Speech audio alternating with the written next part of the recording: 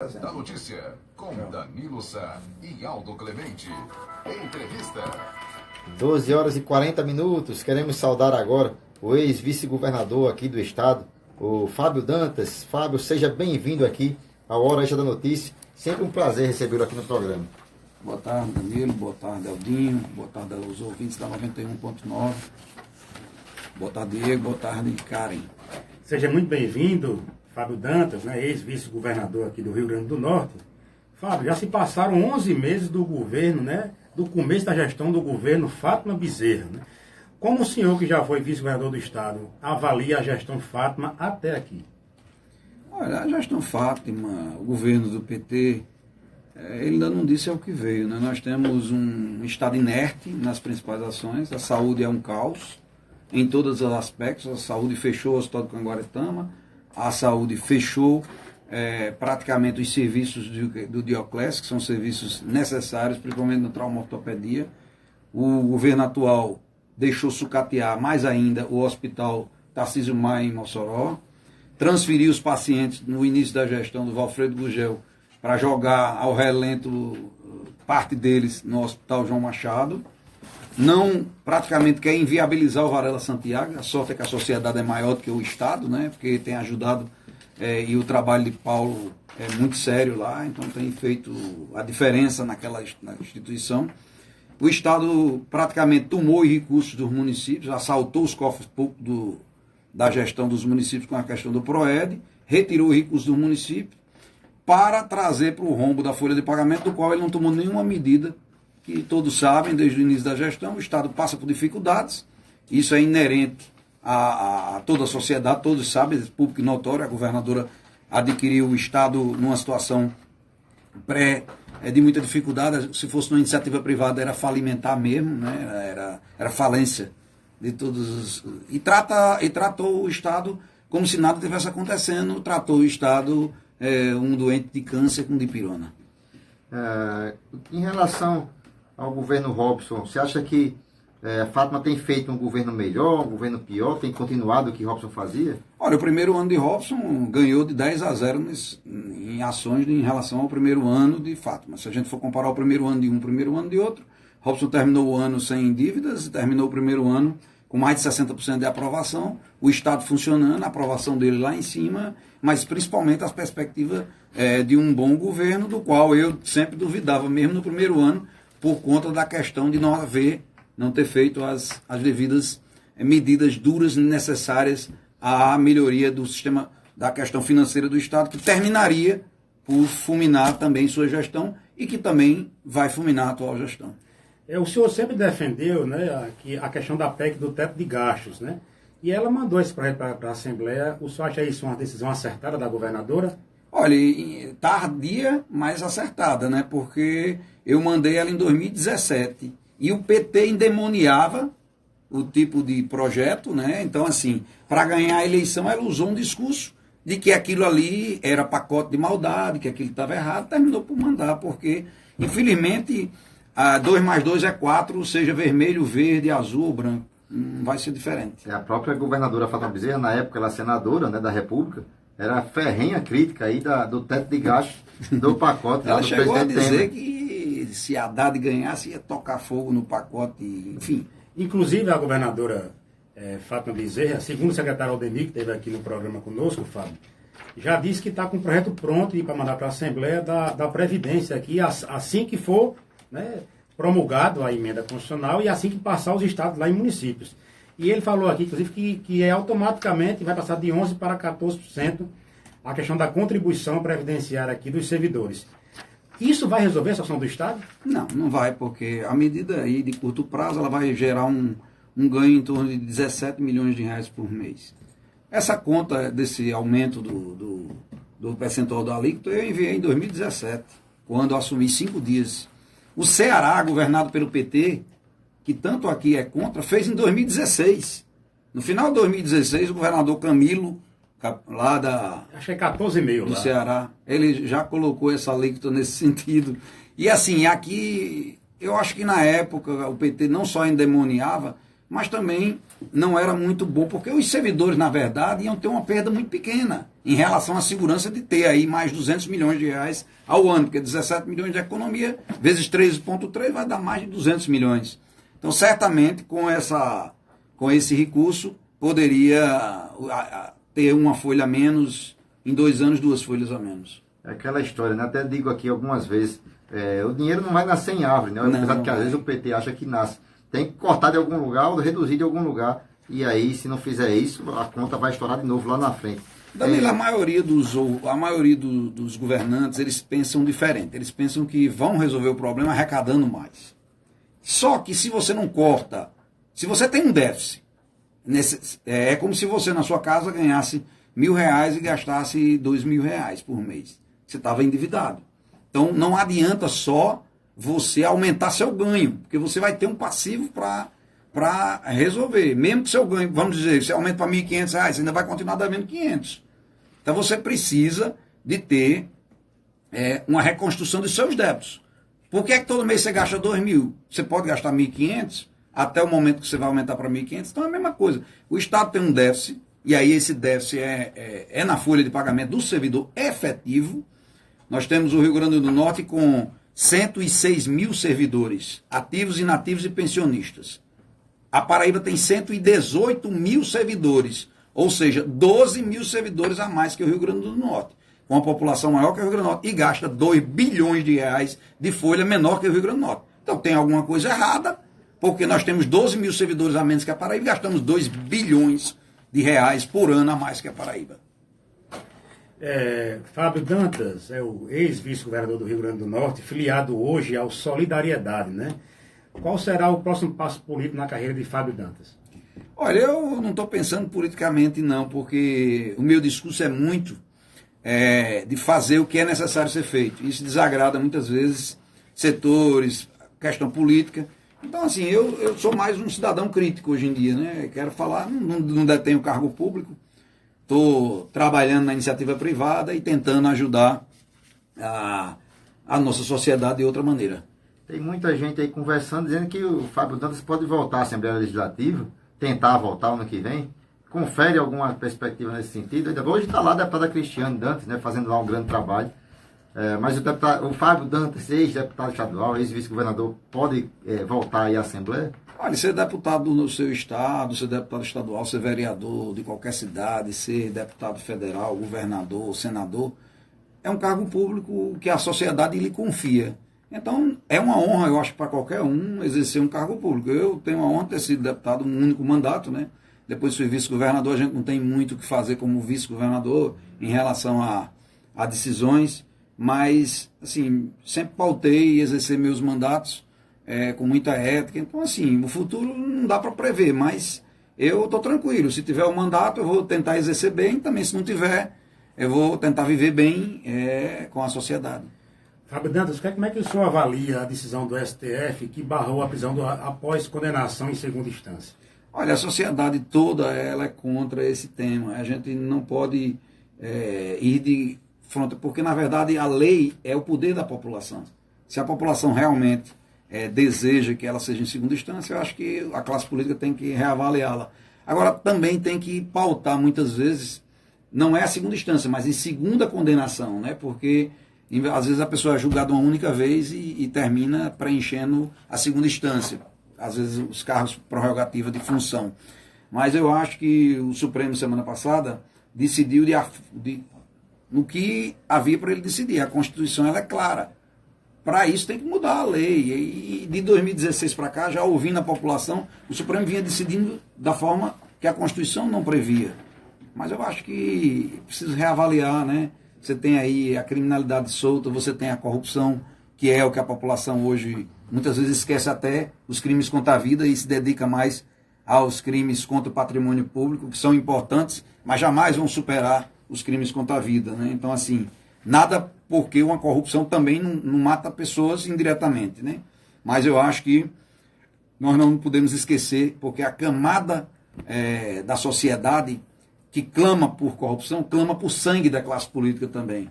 E você tem que se lembrar que o sangue está sendo derramado por homens de bem nas ruas, por não poder andar todos os dias, porque exatamente a opinião pública esqueceu o crime organizado do ponto de vista contra a vida.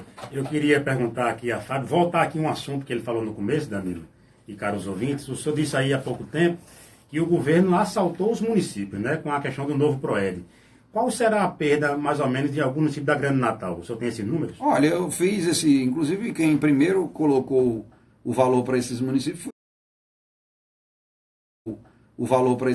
fui eu, que no final de semana peguei o valor e coloquei. A cidade como Natal, mais de 2 milhões de reais por mês. São José do Pibu, por exemplo, perde 100 mil reais de ICMS por mês, mas perde 155 para pagar o professor, que é do Fundeb, que há um impacto no Fundeb. Natal, 800 mil de Fundeb a menos por mês, dá algo em torno de 10 milhões por mês. Eu não sou contra a essência do PROED, até porque o PROED já existia, então nós não agregamos nenhuma empresa nova. O vereador fica num discurso que vai ganhar, não. Ela assaltou o recurso público dos municípios, tanto é que quem já vinha com seu orçamento perdeu esse dinheiro. Então o município de São José do Piú, por mês passado, teve que botar 770 mil para fechar a folha de uma reserva que tinha. Mas nem todo mês vai ter essa reserva. Então, quando eu digo assaltou, é porque tirou mesmo, abruptamente, sem dialogar com ninguém. Se quiser fazer o PROED, sem sacrificar os professores no interior, que tanto ela pregou quando fez o Fundeb, quer dizer que do outro lado do balcão eu posso fazer tudo, né? Eu posso botar despesa para os municípios, que esse ano tiveram com o aumento da folha do Fundeb, eu posso botar despesas com a melhoria da qualificação dos professores, mas eu não posso botar receita. E aí, quando eu sento na cadeira, eu corto a fonte de receita e deixo a obrigação para os municípios. Fátima foi uma das responsáveis pela lei de Fundeb e colocou esses recursos, essas despesas para o município, com a capacidade de um plano de se pagar esse pessoal. Existem municípios que fizeram o dever de casa, cortaram na pele o que tinha que cortar e estavam bem. E aí vem um baque desse. Isso aí é uma coisa que não tem explicação. No ano do exercício, sou a favor, inclusive sugerir, para não ficar só na crítica. Eu sempre gosto de criticar, mas sugerir soluções. Quando eu critico os hospitais é porque eu tenho um projeto que seria bom para os hospitais. Mas como eu não exerço cargo público, não cabe a mim fazê-lo. No caso do PROED, como o governo avaliza que haverá um crescimento real de receita com relação às indústrias, não tem problema nenhum. Ela prova que aquelas indústrias estão crescendo 2% e tira 1%. Quando eles crescerem 10%, ela tira 5%. Então ela faz uma tabela progressiva de redução ao longo dos anos. Então, quando chegar em 50%, ela tirou 25% dos municípios, sem ser abruptamente. Então, irresponsável o ato do governo do Estado, tomou a medida de, no ano do exercício fiscal, cortar dinheiro de muita gente que já vinha empenhando suas despesas de acordo com sua receita. Ela cortou indiscritamente, de uma forma radical e, no meu modo de ver, totalmente irresponsável. Ex-vice-governador Fábio Dantas, o que é que o senhor achou do empenho do governo em barrar aquele projeto de aumento do reajuste dos servidores, o aumento salarial dos servidores de 16%, né? Teve tanta polêmica, os sindicatos tentaram, mas não conseguiram, que a bancada lá do governo barrou, por orientação do governo, claro, esse aumento de 16%. É ruim estar do outro lado do balcão, né? É ruim estar do outro lado do balcão. Casa de Ferreira, espeto de pau. Do ponto de vista do projeto, acho uma insanidade.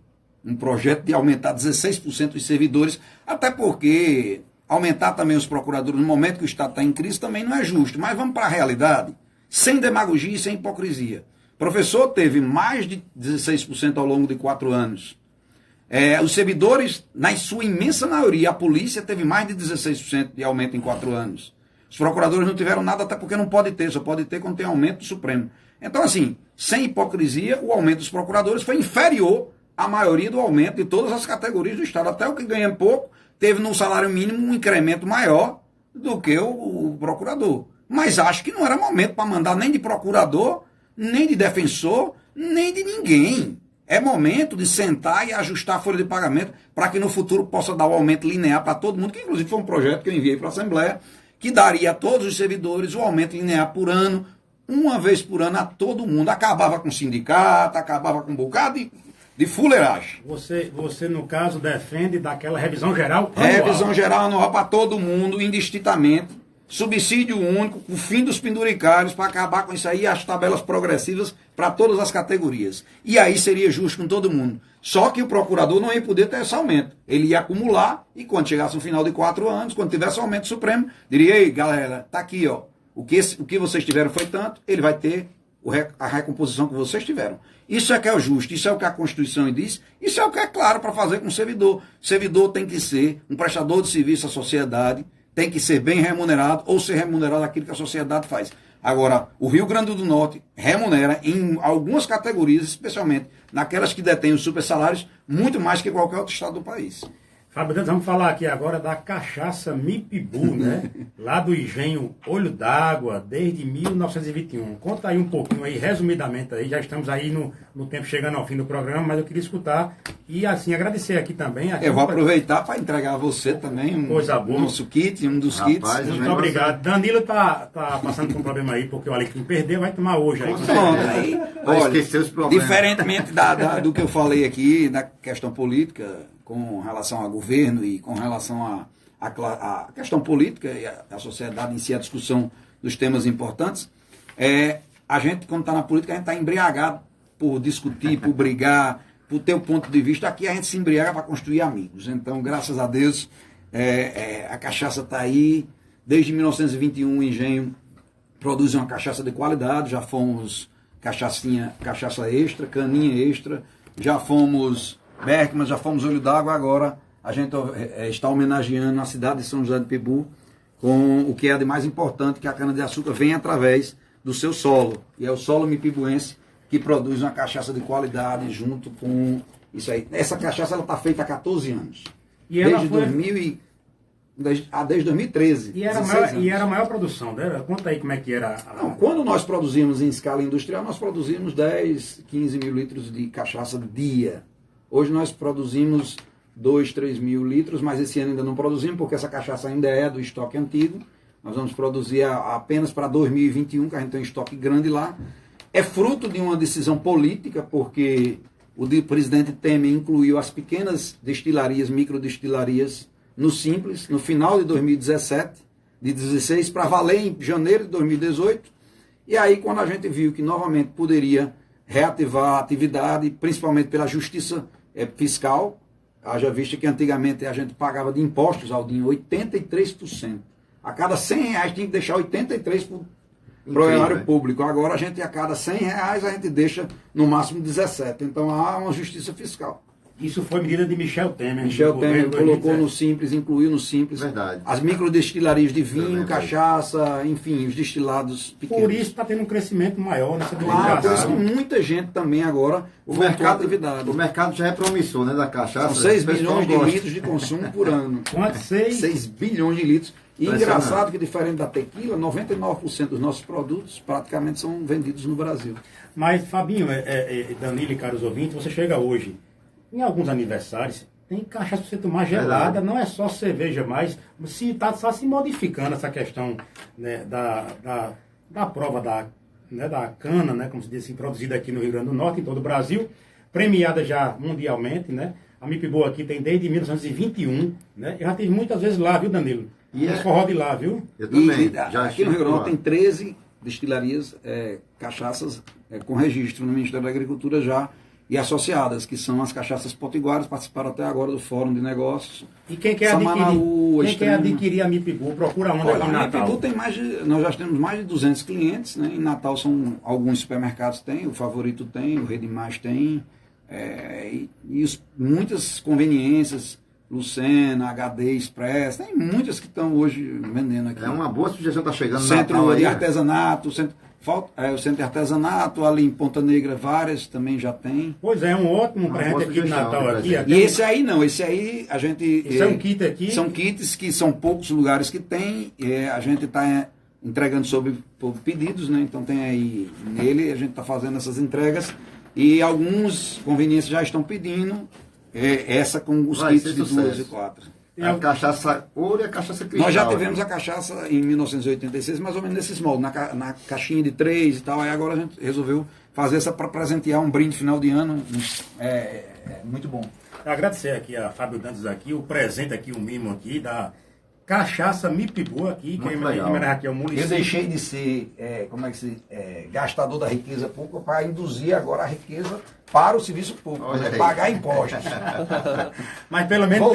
Voltei para o que eu gosto de fazer. Também. Mas é um grande incentivo do governo federal, através do ex-presidente Michel Temer, e esse crescimento aqui melhora a economia e movimenta todo esse mercado que é muito grande no Brasil. Estima-se que 2.000 produtores vão estar legalizando suas atividades. Muito obrigado, Fabinho, pelo mimo aqui, do presente aqui, em relação... Mandar um abraço aqui para seu pai aqui, né? Verdade, que tem um prefeito grande Arlindo trabalho. Dantas. Prefeito Arlindo, lá em São José Mipibu, a seu irmão também, e a todos que fazem, né? Todo esse trabalho lá no... Com moderação, né? Com certeza, e não dirija, viu? Pega o Uber. Agradecer ao ex-vice-governador Fábio Dantas pela entrevista, muito obrigado, foi muito legal, e também pelo presente, a Cachaça Mipibu, muito boa aqui, é uma grande dica de presente para o final de ano, o pessoal está chegando no final de ano, Natal. Valeu, o ex-vice-governador Fábio Dantas, foi um prazer recebê-lo aqui no programa novamente. Eu que agradeço.